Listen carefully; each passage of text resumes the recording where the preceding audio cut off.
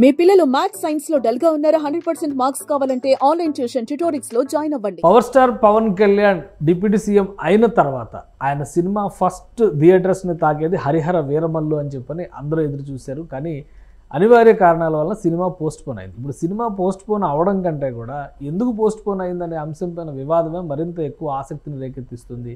సినిమాకి బయ్యర్లు దొరకలేదు. పవన్ కళ్యాణ్ సినిమాకి బయ్యర్లు దొరకని పరిస్థితి ఆంధ్రప్రదేశ్ తెలంగాణలో ఉందా, తెలుగు రాష్ట్రాల్లో ఉందా? ఇది ఆలోచించాల్సినటువంటి అంశం. అసలు తెర వెనుక ఏం జరిగింది, సినిమా పరిశ్రమ నుంచి ముఖ్యంగా టికెట్ల ధరలకు సంబంధించి ప్రొడ్యూసర్ నేరుగా వెళ్ళి ఫిలిం ఛాంబర్లో రిప్రజెంటేషన్ ఇచ్చిన తర్వాత ఈ నిర్ణయం తీసుకోవాల్సి వచ్చింది. తర్వాత ఏం జరిగింది, అసలు ఎందుకు పోస్ట్ పోన్ అవ్వాల్సి వచ్చింది, ఈ అంశాలను మనం విశ్లేషించే ప్రయత్నం చేద్దాం. మనతో పాటు సీనియర్ జర్నలిస్ట్ ఫిలిం క్రిటిక్ ప్రభు గారు ఉన్నారు. ప్రభు గారు నమస్తే. సినిమా గురించి చూస్తే సినిమా రాజకీయం లాగా నడిచిపోతుంది అంతా. రోజుకు ఒక స్టేట్మెంటు, కొన్ని వెబ్సైట్స్లో, కొన్ని ఏమో సోషల్ మీడియా ప్లాట్ఫామ్స్లో అసలు సినిమాకి బయ్యర్లు దొరకలేదు కాబట్టి ఈ సినిమా ఆగిపోయింది. ఏంటి అసలు ఏం జరుగుతుంది? మీరు ప్రొడ్యూసర్తో కూడా ఆ రోజు మాట్లాడారు, కొన్ని రీజన్స్ చెప్పారు. ముందు మనమే బ్రేకింగ్ ఇచ్చాం, ఈ సినిమా వాయిదా పడుతుంది అని ఫస్ట్ మనమే నడిపించాం. అది అసలు ఏం జరిగింది సినిమాకి సంబంధించి? సాధారణంగా పెద్ద సినిమాల రిలీజ్ సమయంలో రకరకాలైనటువంటి వ్యాపార లావాదేవీలు జరుగుతూ ఉంటాయి. వాళ్ళకు ప్రొడ్యూసర్ కోట్లు ఖర్చు పెట్టి సినిమా తీసినటువంటి ప్రొడ్యూసర్ ఒక ప్రైస్ చెప్తాడు, బయర్లు అంత కాదండి ఇంతనే అంటారు. ఇది ఒక నెగోషియేషన్స్, చర్చలు అనేవి జరుగుతూ ఉంటాయి. ఆ చర్చలే జరుగుతున్నాయి తప్ప బయ్యర్లు ఎవరో రాకపోవటం. ఇప్పుడు నిర్మాత 5 సంవత్సరాల పాటు కష్టపడి తీసినటువంటి ఒక హై బడ్జెట్ పాన్ ఇండియా సినిమాని బయ్యర్ ఒక ప్రైస్ అడుగుతాడు, ఈ ప్రొడ్యూసర్ ఒక ప్రైస్ చెప్తాడు. ఆ రెండింటి మధ్య ఎక్కడో ఒక చోట కట్ ఆఫ్ పాయింట్ అనేటువంటిది వస్తుంది. ఆ కట్ ఆఫ్ పాయింట్ అనేటువంటిది ఈ సినిమా విషయంలో కొంచెం ఎక్కువగా ఆ చర్చ జరగటం కానీ, ఆ నెగోషియేషన్ జరగటం కానీ జరుగుతుంది తప్ప బయ్యర్లు రాకపోవటం, ఎంక్వైరీలు లేకపోవటం, పవన్ కళ్యాణ్ సినిమాకి ఎంక్వైరీ లేకుండా పోయిందనేటువంటి మాట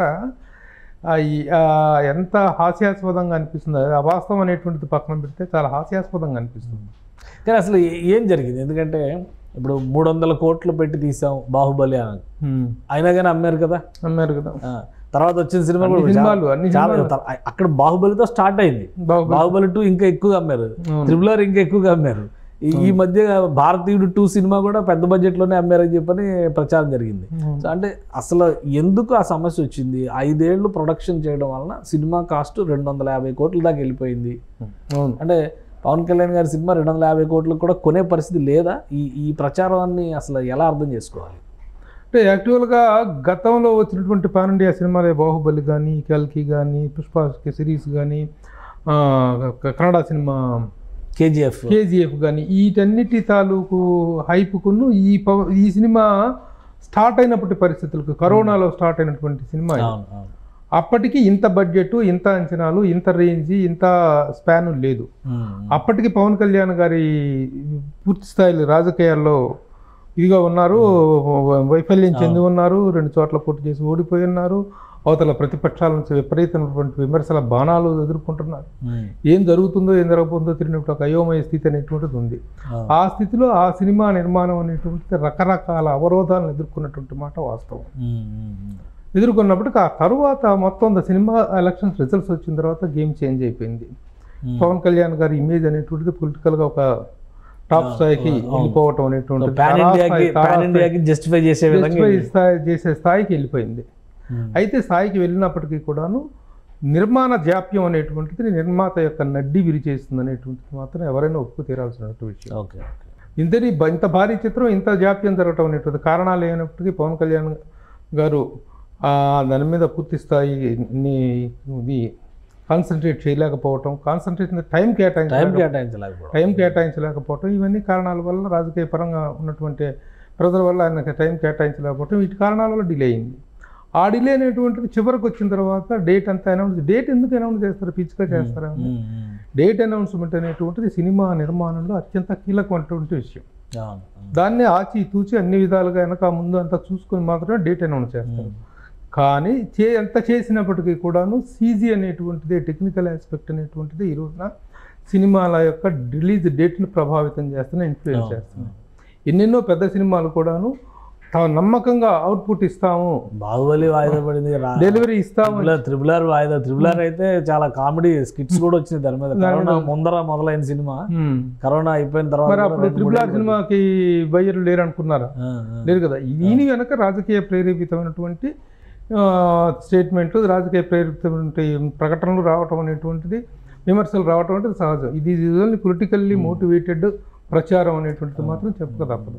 అయితే రేట్ల విషయంలో కానీ ప్రైస్ విషయంలో ఇప్పుడు ఓవర్సీస్లో టికెట్ అమ్మకాలు కూడా మొదలు పెట్టారు, థియేటర్లో ఇది అయిపోయింది. అన్ని విధాలుగా సంసిద్ధమైనటువంటి సినిమాని పోస్ట్ పోన్ చేసుకోవాల్సిన అవసరం ఏంటి? Only because of financial matters కదా. ఫైనాన్షియల్గా అంత స్థాయి పవన్ కళ్యాణ్ గారు కూడా అడ్వాన్స్ రిటర్న్ చేసేసారు, 11 కోట్లు తీసుకుని సినిమా రిలీజ్ తర్వాత చూసుకోవచ్చు అని చెప్పి ముందు ఇచ్చి ఈయనకి చెప్పి ఇచ్చారు. ఆయనకి ఇది చెప్పి తీసుకున్నారు. ఇవన్నీ పిచ్చి మాటలు, పిచ్చి ఇవన్నీ. అంటే ఈ సినిమా దెబ్బతింటే నిర్మాతను ఆదుకోవటం అనేటువంటి ట్రెండ్ స్టార్ట్ చేసింది పవన్ కళ్యాణ్ గారు తెలుగు. ఆ విషయంలో ఇది నిర్మాతకు ఎంత చేయూతగా ఉండాలో, ఎంత అండదండగా ఉండాలో అంత అండదండగా ఆయన ఉంటారు. సంబంధం లేని విషయాల్లోనే ఆయన ఎంతెంతో చేసేసినటువంటి సాక్రిఫైస్ చేసినటువంటి మనిషి సినిమా విషయంలో తను నటించిన సినిమా, తన నిర్మాత ఎన్ని కష్టాలు పడ్డాడో కలారా ప్రత్యక్షంగా చూసినటువంటి, ఎక్కడ ఎంత డబ్బు తెచ్చి ఎట్లాంటి ఫైనాన్షియల్ క్రైసిస్లో ఉన్నాడో తెలిసినటువంటి వ్యక్తి ఆయన ఆదుకోకుండా, ఆయన ముందుకు రాకుండా ఎందుకుంటారు? ఆ కష్టాల్లో భాగం కాకుండా ఎందుకుంటారు ఆయన? అలా ఇంకోటి కూడా ఉంది. ఇప్పుడు టీజర్ రిలీజ్ అయింది, మంచి టాక్ వచ్చింది. 3 పాటలు రిలీజ్ అయినాయి, అవి కూడా బ్రహ్మాండమైన టాక్ వచ్చింది. ఏ పాట కూడా ఇది బాగాలేదు అనే పరిస్థితి లేదు. వరుసగా పవన్ కళ్యాణ్ గారు అన్ని బాగా, అంటే టోటల్ పాజిటివ్ ఫీడ్ ఉన్నప్పుడు ఇంత నెగిటివ్ టాక్ ఎవరు చేస్తున్నారు, ఎందుకు చేస్తున్నారు, రీజన్స్ తెలుసుకోలేదు. It is a very open secret, open ఇదే కదా. ఆ నలుగురు మళ్ళీ ఆ నలుగురికి సినిమా రిలీజ్ చేయాలంటే మళ్ళీ వాళ్ళే చేయాలి, దిల్ రాజు గారు చేయాలి, సురేష్ బాబు గారు చేయాలి, థియేటర్లు వాళ్ళ కంట్రోల్లోనే ఉన్నాయి, లేదంటే సితారా ఎంటర్టైన్మెంట్ వాళ్ళు చేయాలి, ఇదే మాట్లాడుతున్నారు. సో అలాంటి కాంప్లికేషన్ ఏమైనా ఉందా? వాళ్ళ చేతుల్లో ఉంటే వాళ్ళే సినిమాకి థియేటర్లు ఇవ్వమన్నారా? వాళ్ళు చెప్పే రేట్ ఒకటి, వీళ్ళు చెప్పే రేట్ ఒకటి, అంటే ప్రొడ్యూసర్ చెప్పే రేట్ ఒకటి, వీళ్ళు చెప్తున్న రేట్ ఒకటి, ఇక్కడే కాన్ఫ్లిక్ట్ వస్తుందని చెప్పని అంటున్నారు. ఆ కాన్ఫ్లిక్ట్ అనేది కొంత ఉంటే ఉండవచ్చు. ఆ కాన్ఫ్లిక్ట్ వల్ల సినిమా ఆగిపోయింది అనేటువంటి మాత్రం అది సినిమా రిలీజ్ అనేటిది ప్యూర్లీ ఆగిపోయింది technical reasons. The same time negotiations జరుగుతూ ఉంటాయి. అంతేగాని మనం ఏదో వెళ్ళి ప్రత్యక్షంగా చూసినట్టు, పక్కనే ఉండి విన్నట్టు, అసలు అక్కడ జరుగుతున్న వ్యాపార లావాదేవీలన్నీ వీళ్ళతో చేస్తున్నట్టు మాట్లాడుకొని 5 సంవత్సరాల కష్టం మీద నీళ్లు చల్లటం, బురద చల్లటం. సో ఇది రాజకీయ కారణాలతో చేస్తున్నటువంటి కుట్రగానే డెఫినెట్గా రాజకీయ కారణాల కంటే కూడాను కొంతమందికి, ముఖ్యంగా ఫిలిం ట్రేడ్లో కూడా ఆ లక్షణం ఉంది. కేవలం రాజకీయ కారణాలు కాదు, రాజకీయ కారణాలంటే రాజకీయ నాయకులు రాజకీయ విమర్శలు రాస్తారు. ఫిలిం ట్రేడ్లో కూడా ఆ లక్షణాలు ఉన్నాయి. ఎట్లాగంటే ఒక వస్తువు కొనడానికి ఒక బయ్యర్ వెళ్ళాడు, సినిమా ఫీల్డ్లోనే కదా, వ్యాపారంలో కూడా ఎక్కడైనా వాడు ఒక బేరం ఆడతాడు. ఆ బేరానికి అవతలాడు ఒప్పుకోడు, ప్రొడ్యూసర్ ఒప్పుకోనప్పుడు వీడేం చేస్తా అంటే అబ్బాయి అంత లేదంటారు ఆ విషయం, అందుకని చెప్పి నేనే తీసుకోకుండా వచ్చా అని చెప్పి వీడు ప్రచారం చేస్తాడు. వాడు తీసుకోలేదంట, వాడే తీసుకోలేదు, మనం ఎందుకు తీసుకోవటం అని చెప్పి ఇంకెందుకు రా అని చెప్పి వీడు దూకుతాడు. ఇలాంటి ఒక ప్రచారం, మైండ్ గేమ్ అనేటువంటిది జరుగుతూ ఉంటుంది. ఆ మైండ్ గేమ్ అనేటువంటి దాన్ని ఇంత పెద్ద ప్రాజెక్ట్ మీద ఆ మైండ్ గేమ్ అనేటువంటిది కొంత వర్కౌట్ అయ్యి, కేవలం రాజకీయ ప్రచారం అనేటువంటిది కాదు, రాజకీయపరమైనటువంటి ఇదని చెప్పలేము మనం. బిజినెస్ పరంగా ట్రేడ్లో జరిగేటువంటి ఇది కూడా కొంత భాగం అనమాట. కానీ అంతేగాని సినిమా రిలీజ్ రేపటి ట్రైలర్ అనేటువంటిది ఫుల్ ఫ్లెడ్జ్డ్ టెక్నికల్ వాల్యూస్తో ట్రైలర్ రిలీజ్ అయిన తర్వాత అప్పుడు ఆ సినిమాకు ఒక బజ్ అనేది క్రియేట్ అవుతుంది. ఈ బజ్ అనేటువంటిది మొన్న 12వ తారీఖు చేసినప్పటికీ 8వ తారీఖున రిలీజ్ అనుకున్నారు కదా, trailer release, pre release event event కూడా అనుకున్నారు. అది జరుగున్నట్లయితే it would have been different. కానీ అవేవి ఇంకా జరగలేదు. అసలు ఏం చెప్తున్నారు ప్రొడ్యూసర్ గారు, ఏం చెప్తున్నారు? మీరు మాట్లాడుతున్నారు కదా, అసలు ఏమంటున్నారు అంటే వాయిదా అన్నంత వరకు ఓకే, ఎప్పటికీ వాయిదా అనే ప్రశ్నకు సమాధానం లేదు. వాయిదా అన్నది ఒక అవరోధమే తప్ప ఇది నిరోధం కాదు. ఓకే, అది కేవలం పూర్తి స్థాయి ఇది కాదు కదా. ఆ అవరోధం అనేటువంటిది అధిగమించబడుతుంది డెఫినెట్గా. అయితే మళ్ళీ డేట్ ఫిక్స్ చేసుకోవటం అనేటువంటిది కూడా, ఈసారి మళ్ళీ డేట్ ఫిక్స్ చేసుకునే ముందు అన్ని అంశాలు చేతిలోకి వచ్చిన తర్వాత, గ్రిప్పులోకి వచ్చిన తర్వాత మాత్రమే డేట్ అనౌన్స్మెంట్ అనేటువంటిది చేస్తే బాగుంటుందనే నిర్ణయంతో ఉన్నారు వాళ్ళు. సో అందుకనే డేట్ ఇంకా అంతే చెప్పలేకపోతున్నారు. అది కూడా ఒక రీజన్ కాదు కదా, మొత్తం పాన్ ఇండియాగా అన్ని రాష్ట్రాల్లో కూడాను ఒక్క చోట డేట్ భాషల్లో రావాలి, అన్ని ఒక్క చోట డేట్ మారితే ఈ పబ్లిసిటీ ఇదంతా కూడా అన్ని చోట్ల మళ్ళీ మార్చుకుంటూ వెళ్ళాల్సిన అవసరం ఉంది. It's a very big task. మనం ఇక్కడ కూర్చొని రాళ్ళు కొట్టినంత మాత్రాన, బురద కూర్చొనినంత మాత్రాన ఇదేటువంటిది కాదు. అది చాలా తేలిక. ఇంత పెద్ద కష్టాన్ని, ఇంత పెద్ద భారాన్ని నిర్మాత మోస్తున్నప్పుడు ఆ నిర్మాత సినిమా రేపట్లో నిజంగా అద్భుతమైన సినిమా. ఏం రత్నం గారు ఎలాంటి నిర్మాత ఎలాంటి సినిమాలు తీశారో, తెలుగు సినిమాని పాన్ ఇండియా సినిమాని మనం ఈ రోజున మాట్లాడుకుంటున్నాం. ఆయన చేసిన సినిమాలన్నీ పాన్ ఇండియా సినిమాలు ఆ రోజున.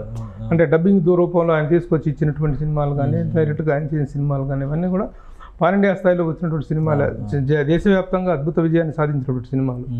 అలాంటి సినిమాలు నిర్మించిన నిర్మాత ఎలాంటి అవుట్పుట్ రాబోతుందో మీరు వెయిట్ చేయండి, you're going to see a wonder అని చెప్తున్నారు. ఆయన ఇంకా చాలా గట్టిగా చెప్పాడు, సీజ్ ద షిప్ రేంజ్లో ఉంటుంది ఈ సినిమా అంటున్నాడు ఆయన. అదే. So let us wait and see.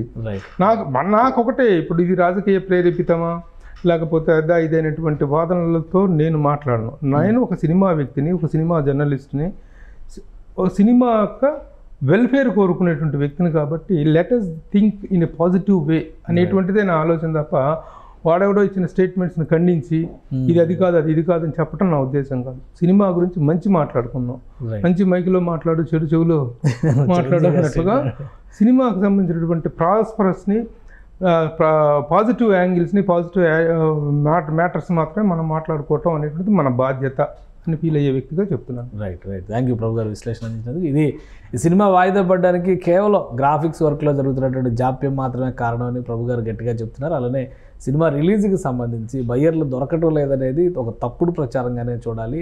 Cinema ఖచ్చితంగా సూపర్ హిట్ అయ్యేటువంటి అన్ని లక్షణాలు ఉన్న సినిమాగా ఇది కనిపిస్తుంది. 5 ఏళ్ళు కష్టపడినటువంటి నిర్మాతకి సరైన ఫలితం ఇచ్చేటువంటి సినిమా అవుతుంది.